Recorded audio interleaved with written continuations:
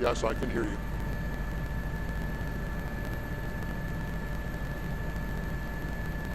Thank you.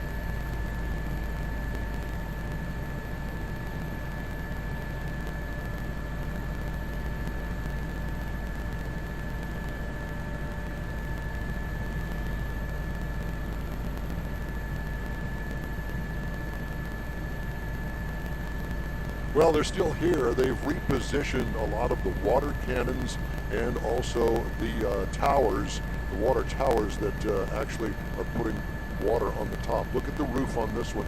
They've had to really douse this one so hard it took the shingles off of it. So a lot of water damage inside that house. Front of it is just as bad. There's one of the water cannons here. I don't know whether I can show you or not, but it's putting water on. Somebody had put a palapa up on their back patio, which is basically palm fronds, and thank goodness that it appears as though they were treated with fire retardant when they put them up, so they didn't go up, but they continue to put water on them anyway. And as you can see, all of the homes here that are really adjacent to the fire itself, you're going to find all of the water here, actually now it's running off into that area where the fire is. It's just so much water that they're putting on homes. They don't want them to go up in flames, and that's been the main concern for the homeowners in this area. It's a complete subdivision here, closed off. Obviously, all the people evacuated from here. We don't know of any injuries to the people that live here, but quite a fright, as you can just imagine, when that explosion happened with that car that we're going to show you here in just a second when we come around. It still sits here and completely burned up, as you can well imagine.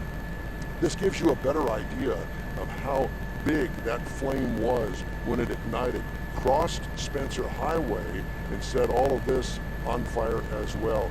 They continue to really put on some hot spots around the area, and as I mentioned during a broadcast here at the Walmart, Walmart really has been kind of a center of concern here because of all the cars here. The cars are still here. I don't know if anybody spent the night maybe on some of the mattresses inside Walmart, but I can tell you that all the cars are still here. I hope they got a McDonald's or something inside, so at least they can get something to eat. But as you can see, all of the businesses here along Spencer Highway remain closed. We understand that there are about 300 without power, and the reason being is because this fire actually melted the power lines. And there you can see them right there dangling off of that big tower. There was one of the towers that I saw here just a little bit ago that is actually blown down part of the wires that were attached to it, and it's kind of hanging there off of the part of the tower that's still up. But still chaotic situation here. The flames themselves about 1/3 the size as they were when we arrived on the scene shortly after this thing blew up at about 10 o'clock yesterday morning.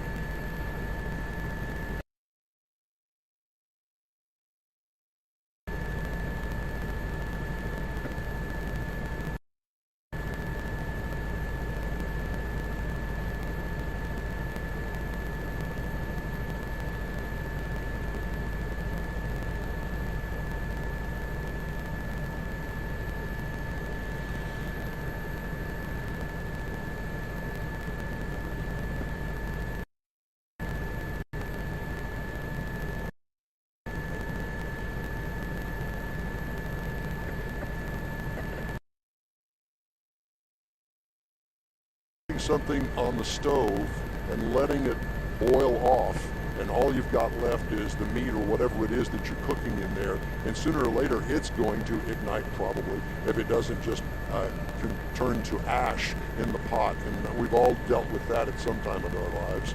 But yeah, the homes here have been a big concern because of the intense heat. I don't know if you've been around a fire like this. I have one time, and I can tell you that you can't even get anywhere close to it before you start feeling the heat. I mean, several hundred yards away, especially yesterday, the heat was so intense from that fire. Imagine a fire that's 300 feet in the air. That is a lot of fire. The one thing that I did want to point out is yesterday when we arrived on the scene and the flames were so high, there was a lot of black soot coming off of it. The actual fire was consuming as much of the product as it could, burn it up, but it couldn't burn it all. And that's what you saw as far as the black smoke is concerned with liquid petroleum fire like this.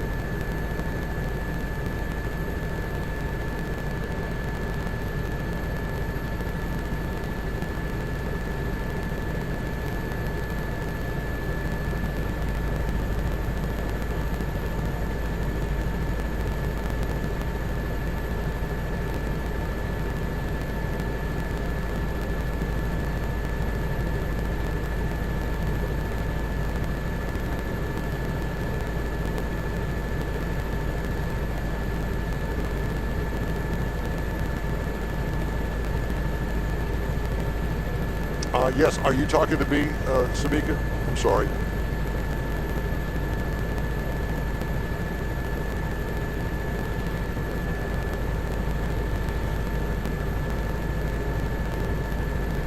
Well, I heard one of the eyewitnesses say that the car drove in and hit that actual valve that was sticking out of the ground, and that's when it exploded. The car is off to the side because apparently it lifted that car up into the air and pushed it over there. There is that power line that I was telling you about that melted off of the actual structure itself. It's the closest one here to the fire. You can see the top of it. It fell down. A couple of wires are still kind of holding it up off the ground completely.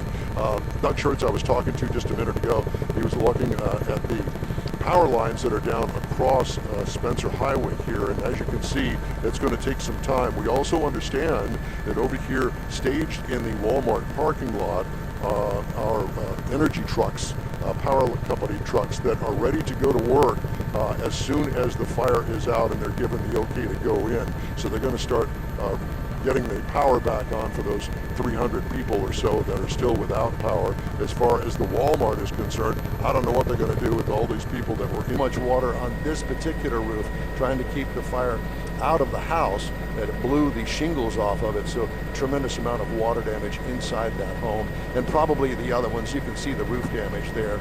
This one here melted the front of the house off. That's how intense that fire was. A lot of damage. Don't know what's left inside.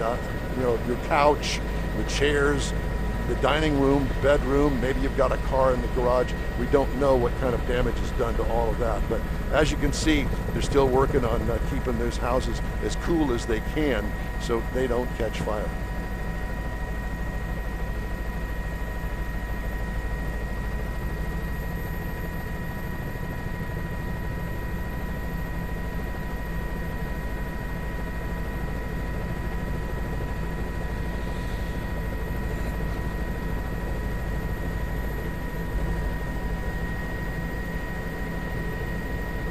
Thank you.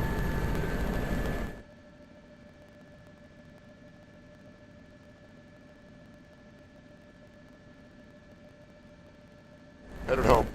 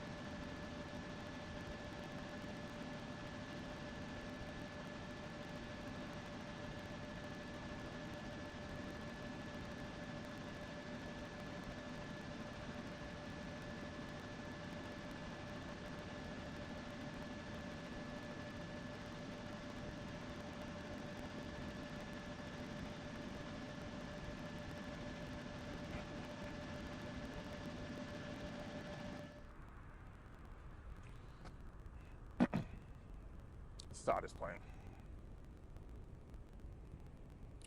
And so back here live this morning, details about the driver again have not been released. And we're also told by Judge Lena Hidalgo that this area will have to cool off first before anyone will be allowed back inside of their home. So Samika Courtney, that is the latest so far out here on the ground in Deer Park. Sending it back to you in the studio.